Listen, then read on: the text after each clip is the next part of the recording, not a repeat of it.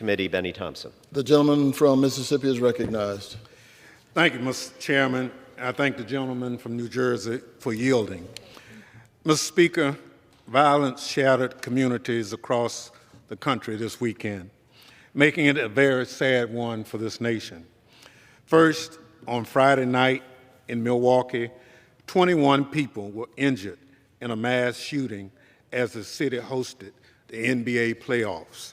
Then, on Saturday, a gunman who posted a manifesto online espousing violent white supremacist viewpoints drove 2 hours to a grocery store in predominantly black area of Buffalo and opened fire on customers, killing 10 innocent people. Finally, yesterday, in Laguna Woods, California, an armed intruder burst into a predominantly Taiwanese Christian congregation meeting in a Presbyterian church, killing one congregant and critically wounding 4 others. Today, we mourn with these communities and families who are rocked by this violence, but we also must continue asking tough questions about what is fueling such racially motivated violent extremism. Just months ago, FBI Director Christopher Wray told Congress domestic terrorism is metastasizing through this country and was not going away anytime soon. The intelligence community has recently warned that racially motivated violent extremism poses the most lethal domestic terrorism threat. While Americans may not see eye to eye on what factors contribute to the current threat landscape, there seems to be general agreement that public places in general and houses of worship in particular need to be more secure. That is where the Nonprofit Security Program comes in. This grant program is incredibly important to at-risk nonprofits who need to bolster their security against mass shootings and terrorism threats. In 2020, I was proud to author legislation that was enacted into law to authorize this program.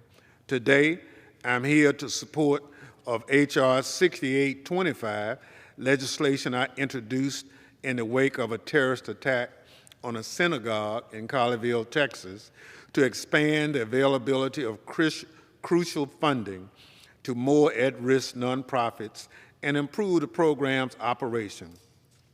My legislation, Mr. Speaker, does so by increasing the authorization for funding to $500 million annually through fiscal year 2028, and by establishing a dedicated program office. This past February, the National Terrorism Advisory System Bulletin stated, quote, threats directed at historically black colleges and universities and other colleges and universities, Jewish facilities and churches cause concern and may inspire extremist threat actors to mobilize to violence, unquote. With each passing day, the list of potential targets for mass violence seem to expand, and FEMA has already told us that even with funding for the program increasing roughly threefold in just a few short years, the demand for funding is still outpacing available funding.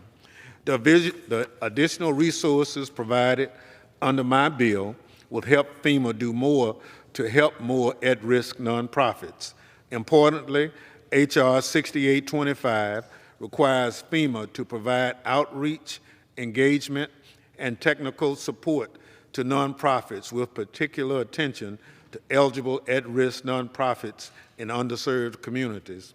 As was mentioned before, in recent days, questions have arisen about how FEMA plans to bring new at-risk nonprofits into the program, a goal that many of us support. I strongly believe that with the enhanced funding that Congress provides in this year's appropriations, FEMA can expand the program's reach while preserving funding to existing grantees that continue to be at risk. To that end, together with my colleague, Mr. Pasquale, and engaging FEMA, about this approach. I look forward to resolving it.